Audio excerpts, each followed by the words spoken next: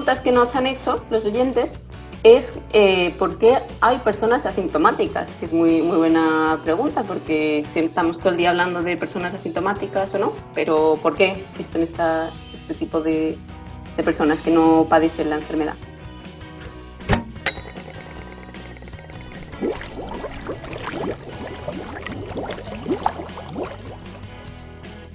Bien, pues desde que empezó toda esta nueva pandemia, hemos visto que este virus puede tener manifestaciones clínicas muy variadas, que van desde pacientes que son asintomáticos a pacientes que pueden morir, pasando por pacientes que presentan el síndrome respiratorio agudo pero no llegan a morir. Entonces, como ya adelantábamos en la pregunta, pues hoy nos vamos a centrar en ese grupo que son asintomáticos. Entonces, ¿qué es un asintomático? Pues un asintomático es una persona que, estando contagiada por el virus, no presenta síntomas de ningún tipo. Es decir, en estas personas, si tú les haces la PCR, detectas la carga viral y por tanto darían positivo y tendrían el virus, pero ellos no lo saben porque no presentan ninguna manifestación clínica de que lo tienen. Entonces, la pregunta era, ¿y esto por qué pasa? Bien, pues hay muchas hipótesis en marcha y varios estudios también. Y bueno, en casi todos los estudios se ponen de acuerdo en que todavía pues, no saben muy bien por qué hay personas que son asintomáticas y otras no. Pero ahora os voy a contar dos hipótesis que creo que pueden influir en por qué una persona es asintomática y otra persona no lo es. En primer lugar, puede deberse a que el sistema inmunitario ejerza bien su función y, por tanto, no desarrollemos los síntomas de esta infección, pues se está manteniendo el virus a raya. Para esta hipótesis es muy importante la inmunopatogénesis del virus. Como ya dijimos en vídeos anteriores, el virus va a entrar a la célula gracias al receptor AC2. Pues bien, una vez que está dentro de la célula, el virus se va a unir a otra molécula llamada TLR7, que bueno, que en este caso no me nos da igual. Y esta molécula es otro receptor, entonces, que está en unas estructuras llamadas endosomas que tienen una función propia dentro de la célula. Bien, pues una vez que el virus se une a este TLR7, se van a producir unas moléculas que van a desencadenar la formación de linfocitos T citotóxicos. Y esto al final, pues lo que va a producir es otra serie de procesos que van a llevar a la formación de anticuerpos, que son los que van a reconocer al virus y lo van a eliminar. Esto es lo que se conoce como respuesta inmunitaria adaptativa y es lo que controla la infección viral y por tanto hace que bien o no desarrollemos los síntomas o los síntomas que desarrollemos pues sean muy leves y tengamos una recuperación clínica muy rápida. Esto es lo que en bioquímica es como que decimos, esto interacciona con esto, esto interacciona con esto, esto interacciona con eso y se llama cascada, ¿no? Porque al final es como una cascada de sucesos que se van sucediendo. Entonces, realmente, claro, tiene sentido que si tu sistema inmunitario es capaz de mantener a raya el virus, es capaz de detectarlo y montar una respuesta inmunitaria que sea capaz de frenarlo, que no sufras síntomas, porque realmente has sido capaz de contenerlo. Mientras que si no fuera así, es el virus el que toma el control, digamos, y es cuando aparecen los síntomas. Claro, esta respuesta por parte del sistema inmunitario pues ya puede hacer que seamos asintomáticos o que sí que presentemos síntomas y por tanto desarrollemos la enfermedad de forma clínica. Entonces, esto también lo relaciona un poco con la gente mayor y la población de riesgo, bueno, con la gente mayor y con los niños, porque como ya sabemos todos, la gente mayor pues es la población de riesgo. Pues parece ser que con la edad, esta población la población de linfocitos T naïf, que son los linfocitos que se van a transformar en linfocitos T citotóxicos, que al final van a producir que se hagan anticuerpos, va a disminuir mucho esta población. Entonces, esto hace que el sistema inmunitario pierda capacidad para responder a patógenos nuevos. También sabemos que los niños o bien presentan una clínica muy leve o la gran mayoría pues pasan la enfermedad de manera asintomática. Y eso también se explica por esta hipótesis, ya que los niños presentan una mayor población, es decir, un mayor número de estos linfocitos T. Y por tanto, tienen más linfocitos T que pueden ir destinados a reconocer nuevos patógenos.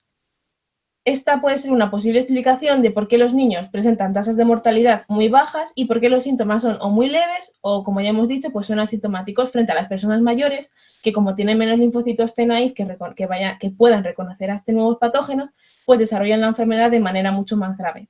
Bueno, entre otros factores, claro, porque luego pues la gente mayor tiene otras patologías, entonces todo se complica.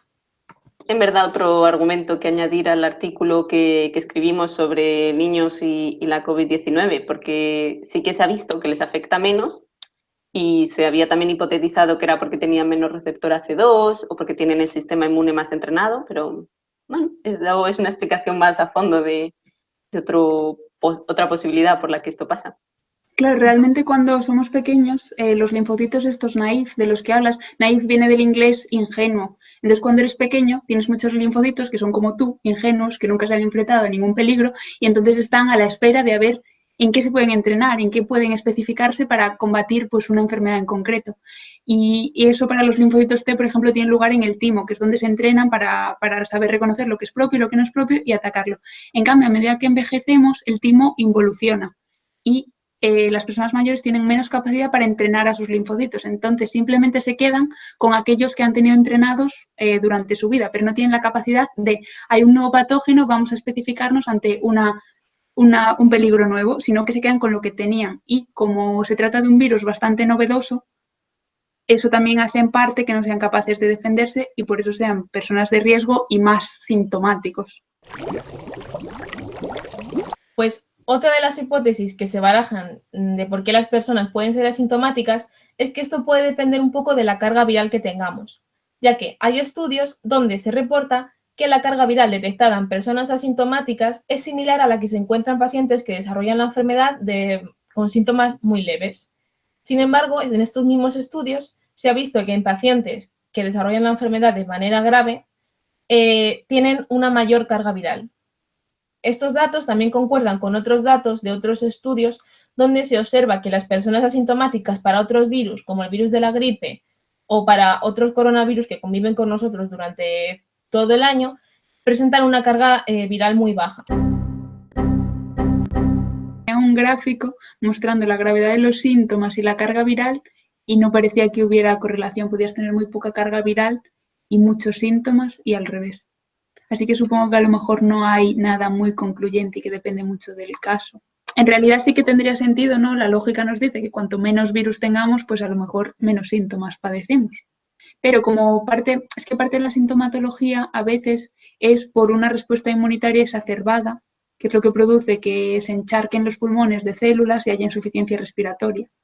Entonces, a lo mejor, aunque se tenga menos carga viral, si esa carga viral es detectada como muy alarmante por el sistema inmunitario y se genera una respuesta muy explosiva frente a ello, tienes más síntomas que si tuvieras más virus, pero lo dejaras pasar más desapercibido. Bueno, la conclusión de esto es que, aunque todos son hipótesis todavía, entonces, pues no se sabe muy bien porque algunas personas son asintomáticas o no. Y que puede ser por esto que os he contado anteriormente, pero más tarde pueden salir otros estudios que lo nieguen o que propongan otras hipótesis. Y bien, ahora que ya sabemos lo que es un asintomático y las posibles causas por las que pueden ser unas personas sí y otras no, vamos a explicar su papel en toda esta pandemia. Pues la asistencia de estas personas es muy importante tanto en el desarrollo como en la transmisión de esta pandemia. Estas personas suponen un riesgo para la población más susceptible, pues al no manifestar síntomas no son conscientes de que presentan la infección y por tanto no se aíslan, por lo que están contagiando a otras personas y pueden contribuir de una manera bestial a la expansión del virus. De hecho, esto es lo que ha pasado. Y se ha visto que estas personas asintomáticas pues pueden contagiar a otras. Es por esto que las medidas de confinamiento que estamos viviendo estos días son tan importantes y a la vez las más efectivas, ya que si no sales de casa, aunque seas asintomático, no puedes contagiar a otras personas y así es como pues, se contribuye a frenar esta expansión del virus. Y esto vamos a verlo con un caso real, que es un estudio realizado en China dentro de una familia, donde uno de los miembros de esta familia era asintomático y contagió al resto. Pues bien, el paciente 1, que es el paciente asintomático, viajó desde Wuhan, que era el centro de la epidemia, a otra ciudad de China en enero. Y allí visitó a toda su familia, que eran otras 5 personas. Bien, pues unos días más tarde, todos sus familiares desarrollaron la enfermedad. Tras esto, la paciente 1, que es la paciente asintomática, fue aislada y se les hicieron a todas las pruebas y todos dieron positivo en PCR. Tanto ella, que era asintomática, como el resto de sus familiares. Y mientras que todos desarrollaron los síntomas, pues la paciente 1 no los desarrolló. Como veis, los asintomáticos suponen un gran problema para esta expansión del virus y por eso también es muy importante la realización de test como la PCR que nos ayuden a determinar qué personas son asintomáticas y qué personas directamente que no tienen el virus, para así poder como ya hemos dicho, pues frenar un poco la expansión de este virus. Y bueno, estos estudios se están empezando a hacer en algunos países de Europa y creo que fue ayer, salió un estudio publicado en el que la media se han hecho los test para ver, test aleatorios, para ver cuántas personas son asintomáticas y la media en todos los países pues es en torno al 40% de personas que son asintomáticas. Por tanto, aún queda mucho para investigar, pero digamos que el papel de los asintomáticos en esta pandemia pues es muy importante. Yo creo que en España también se está barajando hacer test aleatorios para saber realmente qué porcentaje de población tenemos asintomática, porque se publicó hace un par de semanas un estudio en un periódico inglés, me parece, que decía que España podría estar de los países por más arriba de personas asintomáticas, pero ya contagiadas, o sea que podríamos tener un número de población contagiado mucho más importante del que conocemos. Entonces, se estaba estudiando, me parece, hacer en algunos organismos que se vayan a reincorporar al trabajo, como por ejemplo el CSIC o algunas universidades, hacer test aleatorios a esa población y escalarlo al resto de España para saber un número aproximado de personas que podrían estar contagiadas pero asintomáticas. Sí, es muy importante conocer la prevalencia y el número real de eso, de personas asintomáticas o con síntomas, para lo que hablábamos, por ejemplo, el otro día de los pasaportes de inmunidad, porque, o sea, te da un montón, y no solo para los pasaportes de inmunidad, sino para muchísimas.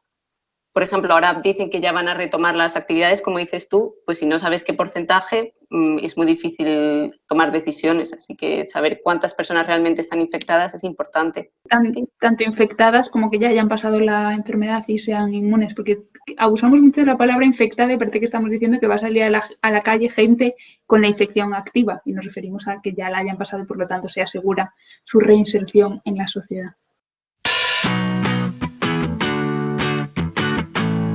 Otra de las preguntas que nos ha hecho un fiel espectador es ¿por qué el coronavirus afecta más a hombres que a mujeres? Porque según hemos visto en las cifras que ofrecen los medios, la mortalidad es bastante superior en hombres que en mujeres. Pues esto ha sido todo por hoy. Si os ha gustado el vídeo, suscribiros, dadle a like y dejadnos un comentario con ideas o preguntas que os gustaría que os resolviéramos. Ya sabéis, este es el buzón de la ciencia, donde tú te quedas en casa, pero tus dudas no.